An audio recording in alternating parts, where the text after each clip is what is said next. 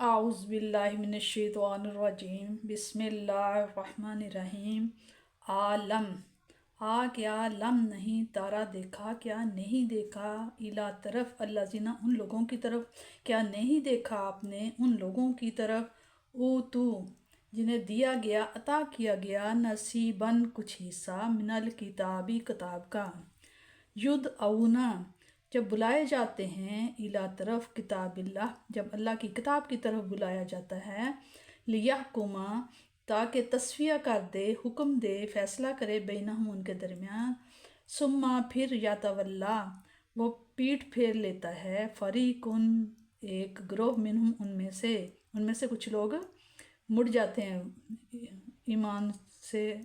کے مخالف، وہم اور وہ معرضون اور وہ ہیں ہی روگردانی کرنے والے، ذالکا یہ اس وجہ سے،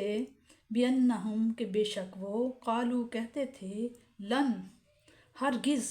تمسا مسا چھونے کو کہتے ہیں، نہ ہمیں النار آگ، ہرگز ہمیں آگ نہیں چھوئے گی، الا مگر اگر چھوئے گی تو الا مگر ایام دن معدودات گنتی کے چند دن ہی چھوئے گی اگر چھوا تو، وغرہم اور فریب میں مبتلا رکھا انہیں، فی دینہم ان کے دین نے انہیں فریب میں مبتلا رکھا، ما کانو نہیں تھے،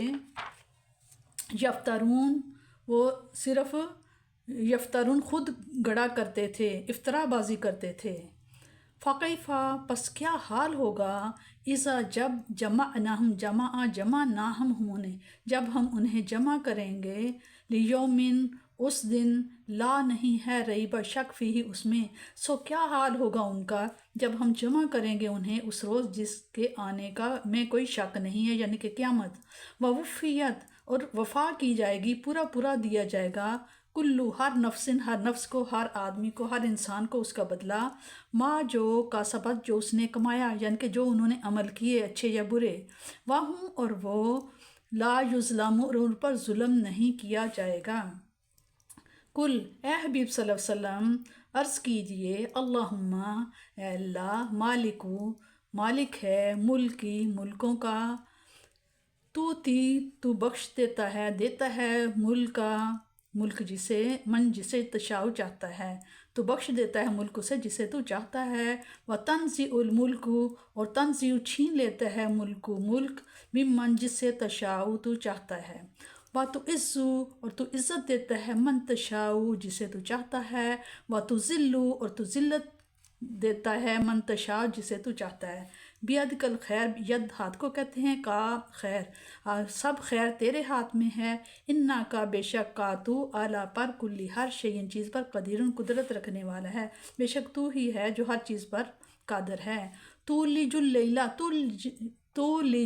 تو داخل کرتا ہے لیلہ رات کو، فی النہاری دن میں، و تولج النہار اور تو داخل کرتا ہے دن کو، فی اللیل رات میں، و تخرج الحی و تخرج اور تو نکالتا ہے حی زندہ کو، من المیت مردہ سے، و تخرج المیت اور تو نکالتا ہے مردہ کو، من الحی زندہ سے، وترزق اور تو رزق دیتا ہے من تشاء جسے چاہتا ہے، بغیر حساب بغیر حساب کے، لا یتخذ المؤمنون نہ یتخذ بنائیں مومنین لوگ جو ہیں، کافروں کو اولیاء دوست ساتھی نہ بنائیں، من دون المؤمنین مومنوں کو چھوڑ کر، ومن اور جو یفعل ایسا جس نے کیا، ذالک یہ، فلیسا پس نہیں ہے وہ، من اللہ میں سے، فی شیئن کچھ بھی، یعنی کہ اس کا تعلق اللہ کے ساتھ نہیں ہے، الا مگر ان کے تتقو حالت میں کہ تم کرنا چاہو، منہم ان سے، تقاتا اپنا بچاؤ، مگر اس حالت میں کہ تم کرنا چاہو ان سے اپنا بچاؤ، وَيُحَذِّرُكُمُ اللَّهُ وَيُحَذِّرُ اور ڈراتا ہے کم تمہیں اللہ تعالیٰ، نفسہ اپنی ذات سے، اپنے غضب سے، وَإِلَى اللَّهِ اور الی طرف اللہ ہی کی طرف مصیر تم نے پلٹ کر جانا ہے، کل آپ صلی اللہ علیہ وسلم فرمائیے، ان تخفو اگر تم چھپاؤ، ما جو فی صدورکم فی میں صدور صدر سینہ کم تمہارے میں ہے، فرما دیجئے اگر تم چھپاؤ جو کچھ تمہارے سینوں میں ہے، او یا تبدہو یا اسے تم ظاہر کرو، یعلم ہو یعلم علم ہے ہو اس کو اس چیز کا اللہ تعالیٰ کو، اللہ تعالیٰ اس کو جانتا ہے، وَيَعْلَمُ اور جانتا ہے ما جو فی السماوات جو آسمانوں میں ہے، اور ما جو فی الارض جو کچھ زمین میں ہے، زمین اور آسمان میں جو کچھ ہے اللہ تعالیٰ کو ہر چیز کا علم ہے، واللہ اللہ تعالیٰ علی کل شیء قدیر ہر چیز پر قادر ہے۔ اس میں بتایا جا رہا ہے اللہ تعالیٰ اپنے محبوب کریم صلی اللہ علیہ وسلم کو اور رسول صلی اللہ علیہ وسلم کی وساطت سے ساری امت کو ایسے پاکیزہ کلمات کی تعلیم دے رہا ہے جس میں نہایت مؤثر اور دلکش اسلوب میں اس کی توحید اور اس کی عظیم قدرت کا ذکر کیا گیا ہے۔ حکومت دینے والا بھی وہی ہے اور چھینے والا بھی وہی ہے، وہی جس کو چاہتا ہے دین و دنیا کی عزتوں سے سرفراز کرتا ہے، جس کو چاہتا ہے خوار و ذلیل کر دیتا ہے۔ کسی فرد یا قوم کو یہ حق حاصل نہیں کہ وہ حکومت اور عزت کو اپنا پیدائشی حق سمجھنے لگے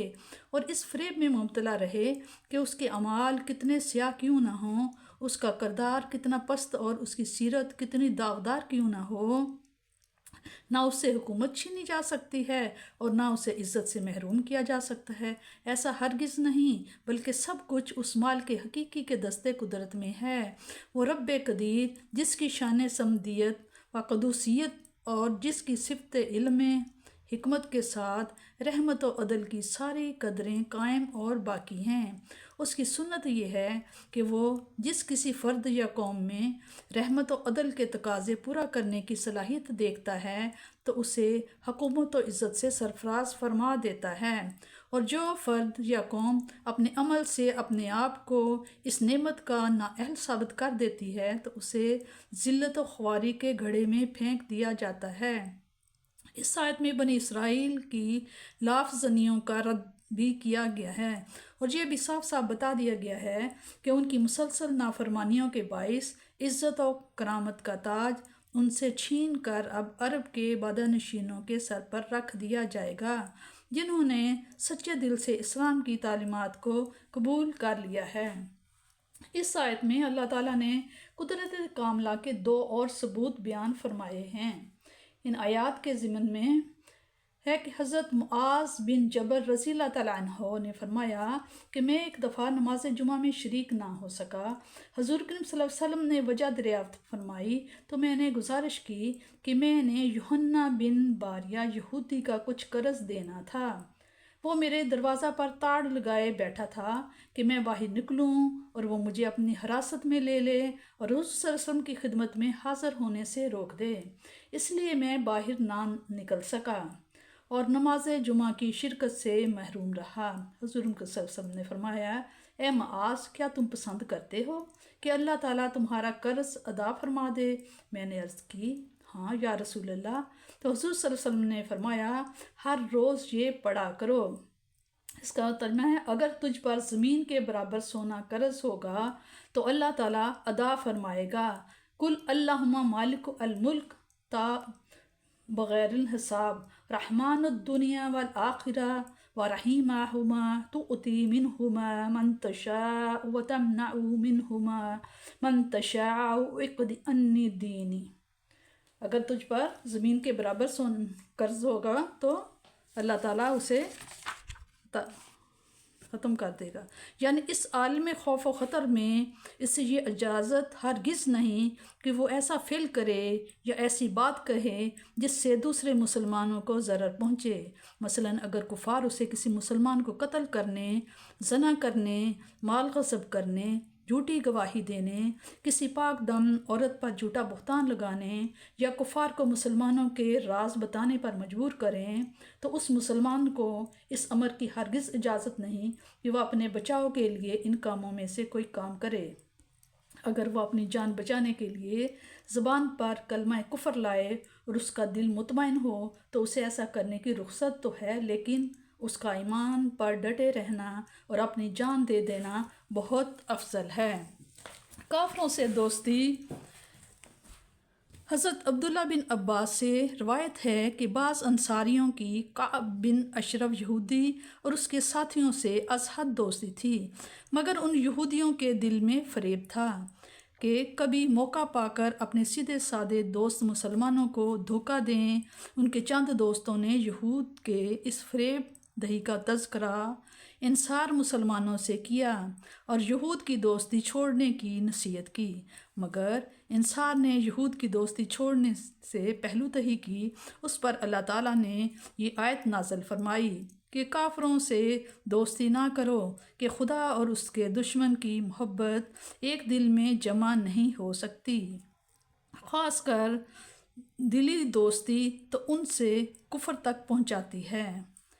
رات کو دن میں اور دن کو رات میں داخل کرنے کا یہ مطلب ہے کہ ایک کا طول لے کر دوسرے کے قصہ میں بڑھا دیتا ہے، دونوں برابر ہو گئے۔ اسی طرح ایک کا قصر لے کر دوسرے کو طول میں لگا دیا، دونوں معتدل ہو گئے۔ زندہ کو نکالنا ہے مردے سے، جیسے کھیتی کو دانے سے، درخت کو گٹلی سے، مومن کو کافر سے، مرغ کو انڈے سے اور مردے کو زندہ سے نکالنا ہے، جیسا دانے کو کھیتی سے، گٹلی کو درخت سے، کافر کو مومن سے، انڈے کو مرغ سے۔